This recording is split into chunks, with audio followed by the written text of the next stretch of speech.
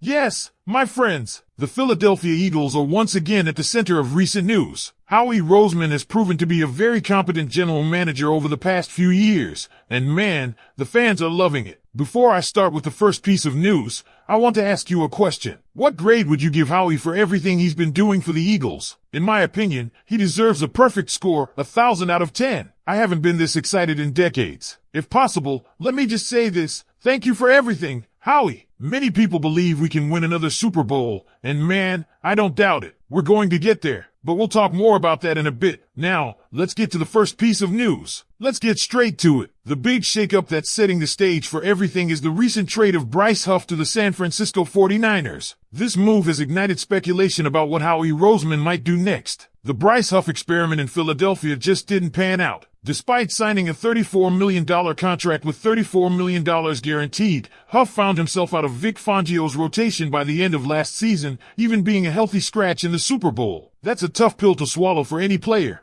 but especially for someone that Howie clearly believed in. From the start, it was clear Fangio never truly trusted Huff. Throughout training camp, preseason, and even into the regular season, Fangio was firm. Huff wasn't a fit for his defensive scheme. Fangio, who's been at this for decades and is among the highest paid defensive coordinators in the game, made it known that he was going to run his system his way. He had his guys, Nolan Smith, Jalen Carter, Brandon Graham, and of course, Josh Sweat, who was absolutely balling out. Huff, on the other hand, just didn't fit into that puzzle. So the Eagles decided to move on, shipping Huff to San Francisco in exchange for a mid-round draft pick. The trade isn't official just yet, but what we do know is that this move clears up $2.4 million in cap space for 2025 and nearly $8 million in cash. Plus, it opens up a valuable roster spot, and it doesn't stop there. The post-June 1 designations of Darius Slay and James Bradbury also freed up a significant chunk of change, $6.4 million in cap space, to be exact. When you add all of this up, the Eagles find themselves in a pretty healthy financial position. As it stands right now, the Birds have $25.5 million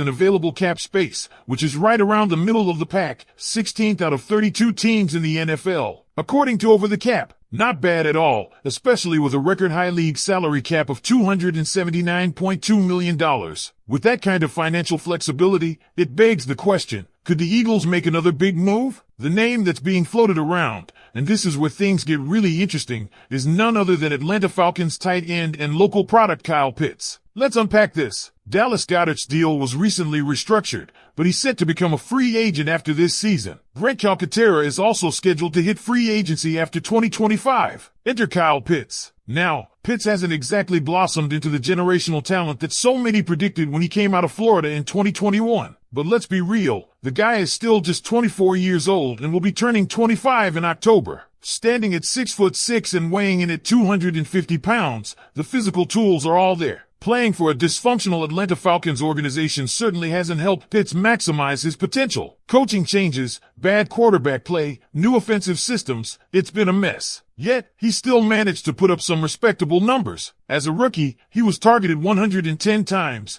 catching 68 passes for over 1,000 yards, though oddly scoring just one touchdown. Since then, it's been a struggle to find the end zone, only 10 career touchdowns over 4 seasons. Last season, Pitts played every game but logged only 667 yards and 3 touchdowns. And while his 2024 numbers slightly improved with 602 yards and 4 touchdowns, issues like bad drops, fumble problems, and questions about his work ethic have raised legitimate concerns. But here's why this move could be enticing for Howie Roseman and the Eagles. Howie has made it a habit to take chances on players who were high picks elsewhere, betting that the draft pedigree and raw talent will eventually win out. From his perspective, the Eagles coaching staff has proven time and again that they can develop and maximize players' abilities. Just look at how they've molded guys like Jordan Mailata and Josh Sweat into key contributors. Plus, bringing Kyle Pitts back home could reignite that spark. For those who don't know, Pitts grew up just outside Philly, less than an hour away. He attended Archbishop Wood High School in Warminster, Pennsylvania, a local kid through and through. Sometimes, a homecoming is exactly what a player needs to reset,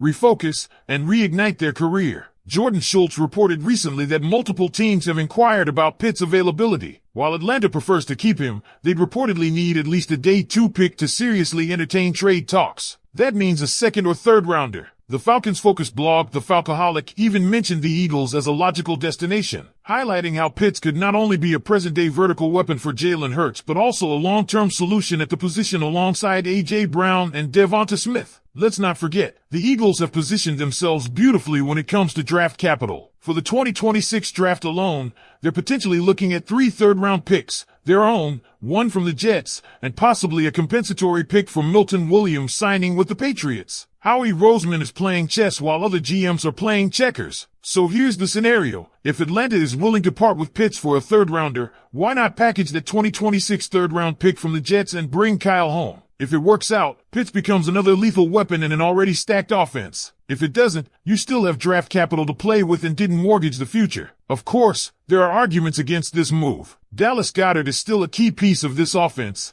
despite his age, injury history, and contract price tag. He's been reliable when healthy and can do things Pitts doesn't. Most notably, he can block at a high level and pick up yards after the catch. Also, you've got solid depth in the tight end room with guys like Grant Calcaterra, Harrison Bryant, and Keelan Grandson. At the end of the day, the big question is this. Should the Eagles trade a third-round pick for Kyle Pitts? Would you pull the trigger on that deal or pass and stick with the current tight end room? Drop your thoughts in the comments below and let me know what you think. Should the Eagles go all in on Pitts, or should they trust the guys they already have? Let me know, and as soon as you're ready, I'll dive into part 2 and explore the deeper implications of this potential move. Just say the word. If the Eagles were to go after Kyle Pitts, what would that mean for the structure and philosophy of this offense moving forward? Right now, the identity of this team is firmly rooted in a dynamic, multifaceted offense built around Jalen Hurts, A.J. Brown, and DeVonta Smith. Dallas Goedert has been a major component too, especially as that reliable safety valve who can create after the catch and contribute as a blocker. But integrating a talent like Kyle Pitts would change the calculus entirely. Pitts is not just a tight end, he's essentially a hybrid offensive weapon. At Florida, he wasn't limited to lining up in line. He flexed out wide, worked out of the slot, and created matchup nightmares for defenses. If the Eagles were to make this move, it's easy to envision Nick Sirianni and offensive coordinator Kellen Moore scheming up ways to maximize Pitts' versatility. Imagine this, Pitts lined up in the slot with A.J. Brown and DeVonta Smith out wide, while Jalen Hurts works play action out of a heavy set. How do you defend that? You can't put a linebacker on Pitts, that's a mismatch. A safety? Maybe, but then you're exposing yourself deep against Brown and Smith. This is precisely the type of offensive chess match Howie Roseman loves to create. From a roster building standpoint, it's also worth noting that tight ends tend to have longer shelf lives compared to other skill positions. Investing in Pitts now, while he's still just 24 years old, could give the Eagles a dynamic offensive weapon for the next 5 to 7 years, provided he can stay healthy and fully tap into his potential. And with Dallas Goedert's future uncertain given his contract situation and injury history, Pitts could serve as a bridge to the next era of Eagles offensive football. The financials also support this kind of move. As I mentioned earlier, the Eagles currently sit with $25.5 million in cap space, thanks in part to the cost-saving